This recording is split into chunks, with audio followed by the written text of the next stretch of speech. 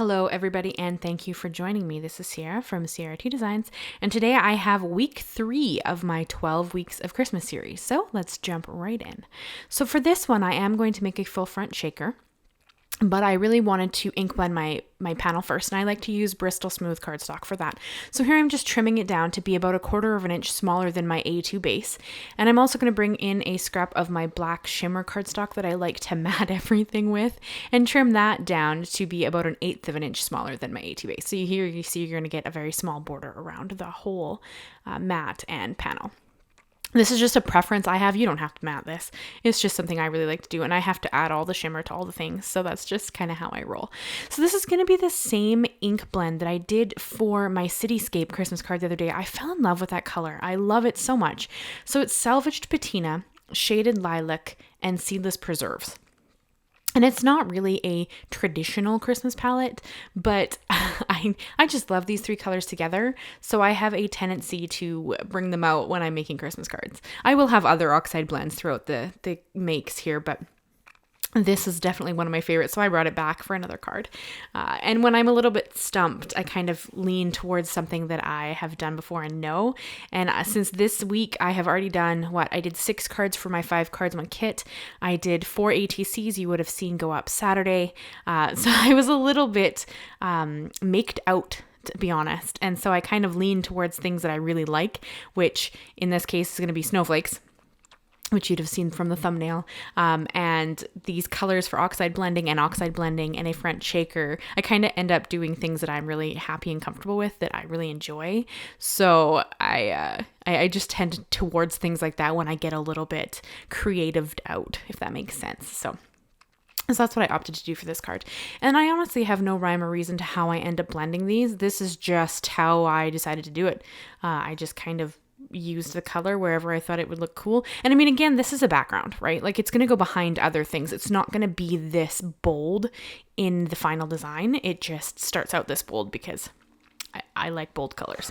So that's just my preference, but it doesn't need to be this bold. And of course, you could pick 3 different colors and it really would be beautiful as well. So, and of course, because I love all the shiny things, I'm going to splash on some perfect pearls to the background, just mixed up in a little mini mister bottle.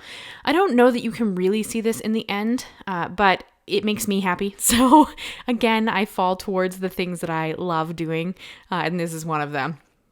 I find that that's one of the easiest things if you're feeling a bit uninspired, to lean towards something that you just love is one of the easiest ways to get out of that kind of rut.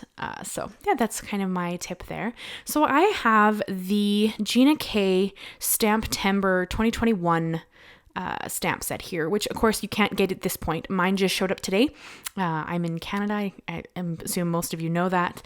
So it took like just over 4 weeks to ship to me. I literally just got it. Well, sorry, today is Friday, October 15th. You're obviously seeing this on Monday, but and so this showed up in the mail for me like on Friday, and I had to use it. I don't know if you guys love snowflakes as much as I do. I have to have all the things that are snowflakes. It's just a thing for me. I'm Canadian. I love snow. I love snowflakes. It just is. So I had to have this set, and I'm really glad I jumped on it because, as you guys know, if you followed Stamptember, it sold out in like 45 minutes, I think. I think it was the fastest selling set of the year. So I know some people are quite upset about that. You could absolutely do this design with other snowflake stamp sets, and I'll link some other snowflake stamp sets that I love down in the description below, because of course you can't get this one. But don't let that deter you. If you love this design, bring out a stamp set that you already own that has snowflakes on it, or whatever design you want. Any kind of, you could do a mandala. That would look really cool. Like, this would work with different things. So just shop your stash and make what you have. Like, you don't have to, do what you got. I'm very a believer in using what you have in your stash. That's kind of what I do. So I did stamp it out, and I'm going to heat emboss it on vellum. This, I preheat my heat tool simply because the vellum will warp faster than, say, cardstock would. So I did preheat my heat tool off to the side, and then I heat set it, and it was a very fine embossing powder. I think it was like ultra fine. And it's by Ranger. Everything I use in every video is linked and listed down below if you're ever interested in the specific stuff I'm using. And then I just wanted to stamp something on the inside, so I took the same Salvaged Patina and used a different snowflake from this set and then a little sentiment and put it in the inside of the card base. And I did get the dies. I think that dies are a wonderful thing. I'm pretty excited about dies. I don't know if you guys know, but I got a Gemini for Christmas last year from my parents, and I've just been starting to collect dies because before that I fussy cut everything. I never owned any, and now I've kind of gotten into the idea of dies, and I'm falling in love with them. So, but you can fussy cut. You don't need the dies. Again, this is just me. So we are going to make the shaker pockets. So this is actually the plastic the stamp set came in. I'm just going to cut myself a pocket.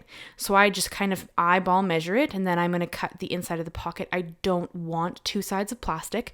However, now I have a second pocket that I can use to make a different front, like full front shaker card later. So I just store it. I keep all my plastic in a drawer, and then anytime I want to make one of these cool shaker cards, I go and pull a piece out, and that's what I use. You can, of course, use the shaker pockets. I have found that they are very bad with static, so I tend not to use them, and I find that I like this better, and I recycle a material that I already have, and so on and so forth. But by all means, use what you have. Like, I have some of those shaker pockets. Actually, I caved and bought them just to see what they were like, and I didn't like it, so I'll use them eventually because I have them, but I have to find a way to kind of de-static them. And I tried anti-static powder and it didn't work. So I'll have to come up with, maybe I'll rub it with a dryer sheet or something and see if I can do it that way. But regardless, I'm using some super strong adhesive here. This is 1/8 of an inch score tape, and I'm just adhering it on the back. I like to put all of my sides on, so I do all 4 corners at the same time. I find this easier for me. You could, of course, do the one you want to seal last if you wanted to. I just find this easier. But by all means, you do you, whatever's easier for you. And I would suggest you use a very strong adhesive like a score tape or a red line tape, simply because this is the only thing that's holding those bits inside the pocket. So, I mean, you could try a liquid glue. I don't know that it would hold the plastic as securely as you'd hope it would. I use liquid glue to adhere it down to my black mat, and I'm thinking it only adhered really well because it has cardstock to touch to. So I don't know if I would suggest it, but I mean, try it, see what happens. I mean, you can only learn from what you have going on in your own creativity, right? So I haven't tried it, so I don't know, but by all means, try it. I did kind of lift the corner there you saw so that I could adhere this first corner down really well. I'm going to do 3 of the corners so that I can drop the sparkly bits in the top. I like to leave the top open. You could, of course, leave a side open. Leave whatever piece open you like. I like to have the smallest pocket open possible, simply because I don't want pieces to fall out. But, I mean, you do you. Whatever works for you. I watch a lot of Tim Holtz videos, if you guys haven't figured that out yet, because, you know, he says you do you all the time. But are you guys excited about the color? Of course, again, I am recording this Friday, October 15th, and I'm doing the voiceover right now, and the color is coming out in a few hours, so I'm so excited. So actually, it's Saturday the 16th at 6 a.m. for me, which is, I'm a night owl, so anyway, but I'm going to scoop in the little bits. I have my little Nuvo spoon here, and I'm going to use some Distress Mica Flakes and some Distress Rock Candy. I chose these because they are one of the least staticky glitters I've ever found. I mean, again, use what you have because you have it. But I did find that these, they don't stick. Like, you can see, like, they're just happily falling to the bottom, and they're not sticking to everywhere in the back, which I love, because then when you shake it, your stuff goes around.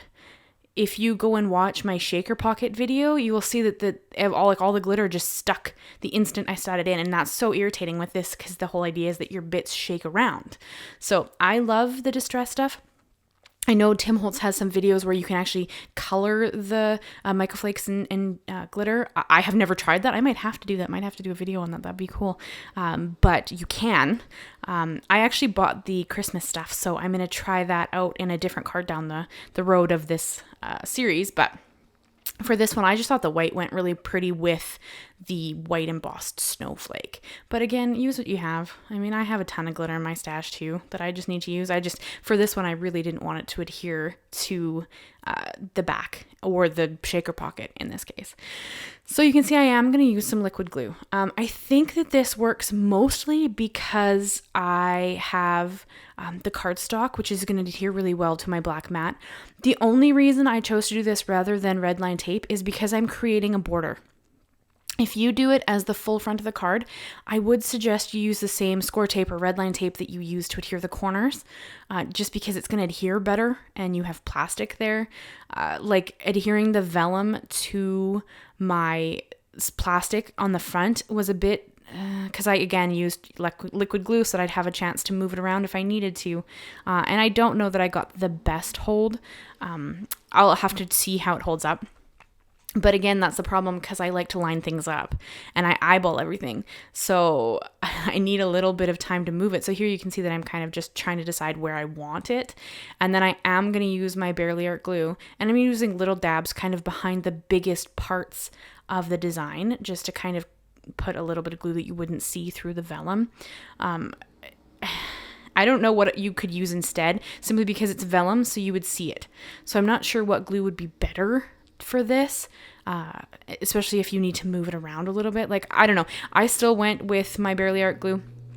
It's adhering so far. I mean, I just made it tonight, so we'll have to see. But so far, it's working out really well. So we'll just have to keep trying that and see what happens. But I'd love to know what you guys would use to adhere it instead, because I need it to move, and I need it to adhere to plastic and it's vellum. And I do use my Misti a lot to just hold layers together as the glue sets. That's kind of one of my preferences, just because it's flat and it sits on my desk, so it's easy to grab. And then if you guys know me, I had to add pearls because I love them. So I brought in some Studio Katia Arctic Breeze pearls. They're just a stunning white shimmer pearl, and I adhered them just on the big spots on the snowflake. And then I am going to call this card done, and I'm going to hold it up to the camera so you can check it out on all its glory. Look how beautiful this card is. Like, oh, I love it. But I love shaker cards, and I like bold colors, and I love snowflakes, and I love pearls, and everything about this card is just everything that I love, which was really refreshing after this week when I was struggling a little bit for ideas on what to make for Monday's card. But so there you go, guys. Thank you so much. I hope that you leave me a like, leave me a comment, tell me what you think of this card, and I cannot wait to see you again. Consider subscribing if you haven't already. I do new videos every Monday, and then videos throughout the week whenever I have inspiration or kind of a hop comes up or whatever like that. So thank you so much, guys, and I will see you again soon. Bye-bye for now.